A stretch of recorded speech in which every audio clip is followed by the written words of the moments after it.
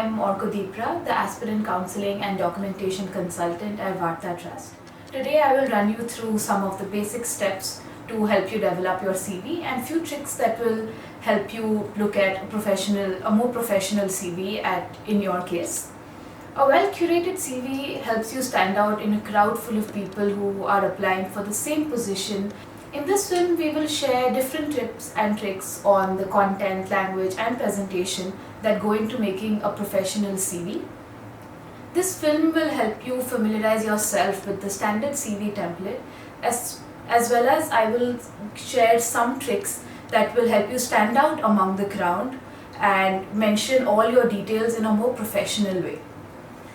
Before I go into talking more about the steps that go into making a CV, let me tell you a little bit about Varta Trust. So this film is an initiative of Varta Economic Inclusion Mentoring Forum, where we connect LGBT plus community members in Eastern and Northeastern India seeking skills and job opportunities with mentors from different fields. The mentors in our forum come from various backgrounds including social work, entrepreneurship, business, mental health and legal aid practitioners. Our mentoring process includes helping our aspirants develop their CVs, bridging the gap between crucial employability skills as well as self-employment opportunities, and also helping them through their mental health and legal aid journeys. So today I will run you through the different sections of this CV template to help you understand how you can organize your CV. There are 8 sections that we will be covering in this CV. In the right hand side, as you can note, there is a clip art over here. Over here, you can add a picture of yourself in formal clothing. A small portrait size image would be beneficial. You can also create a personal letterhead for yourself, in which case some of the personal particulars can be presented in your letterhead. Information that you put in the personal particular section, some of that can be covered in the letterhead, so you won't have to repeat it in this section. The first section that we begin with is the personal particulars. In this section, make sure the details are clearly presented.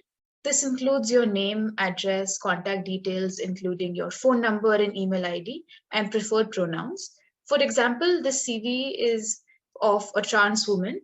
So over here, the preferred pronouns that they have mentioned is they, them. So when the employer is contacting them for future interviews or further contact, they would know which pronouns they should refer to the candidate by. Hence, it is important for you to mention your pronouns so that to avoid any further queries at a later stage in the interview process. Moving on to the introduction section. In this section, you can briefly summarize your educational qualifications, skills, achievements, work experience, and personal qualities, and highlight what position you are actually looking for in that particular field.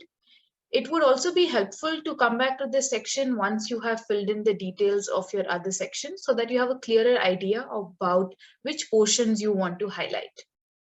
The next 2 sections are educational qualifications and work experiences. If the candidate has only 1 or 2 years of work experience, then the section for educational qualification will come first in your CV. However, otherwise, it is standard practice to mention work experience first.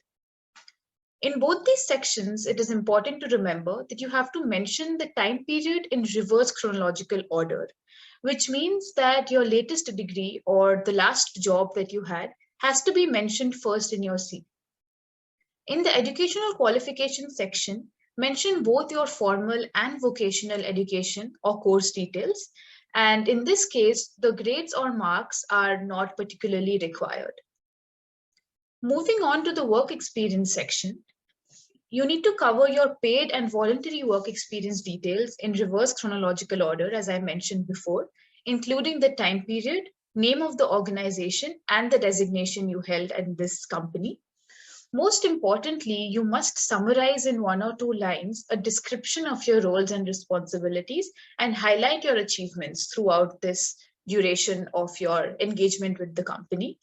For example, suppose you were an intern at an NGO, you can mention that as a teaching intern, my responsibilities included supporting the NGO's teaching staff in day-to-day classes, organizing innovative learning activities, and building test material for primary school students. Then we can move on to the skills possessed section. Over here, you can highlight 3 to 5 professional or technical skills that are relevant to your area of work. Some examples would be MS Office, which includes MS Word, MS Excel, MS PowerPoint. If you have artistic inclinations, you can mention watercolor painting or pencil sketching. And if you were to write about your verbal or communication skills, you can mention that you have strong written and verbal communication in English and Bengali, or if you're more comfortable in Hindi.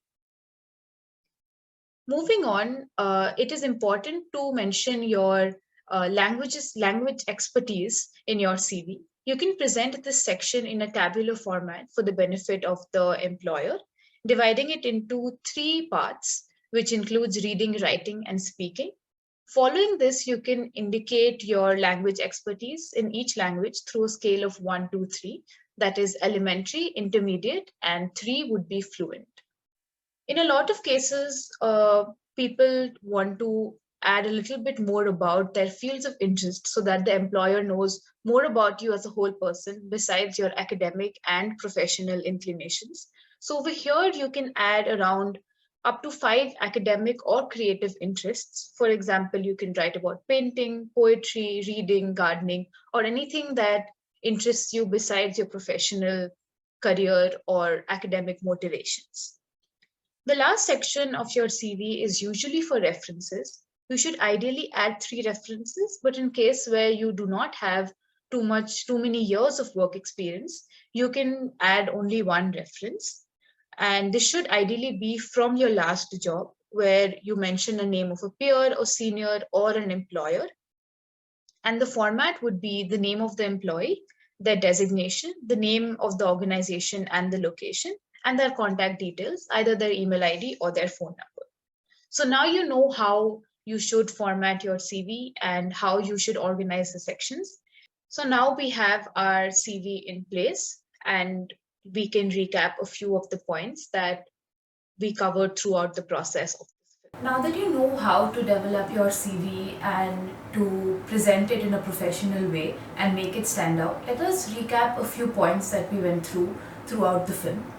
Firstly, in the introduction section, mention briefly about the field of work you're interested to pursue and the unique skill set that you have to offer to the company that you wish to join. Secondly, always remember that in the work experience section and in the educational qualification section, you mention the points in reverse chronological order. That means your latest degree or your latest job has to be mentioned first. Thirdly, in the work experience section, highlight your responsibilities and achievements in your profession so that the company that you wish to join can get an idea about your skill set. Lastly, make sure there are no grammatical errors in your CV and avoid any blank spaces between the sections in your CV. A CV can be made using MS Word or Canva. In our future videos, we will be showcasing few CV templates and creative templates on Canva for your benefit. You can also visit our website, which we will be sharing in the description, and to learn more about Varta's work and our efforts in several training activities. And for further information, or if you have any queries about the CV development process or any future training opportunities, you can reach us at vartablog@gmail.com.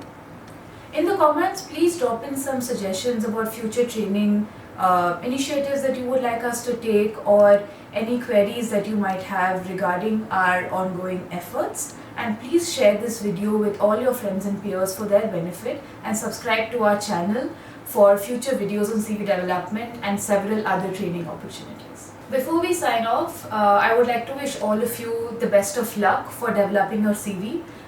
Moving into a new job or getting a new job in your dream company is a big step, and developing your CV is the first step towards achieving that goal. So I wish all of you the best of luck, and keep watching this video again and again and working on your CV so that you can achieve your dreams. Thank you.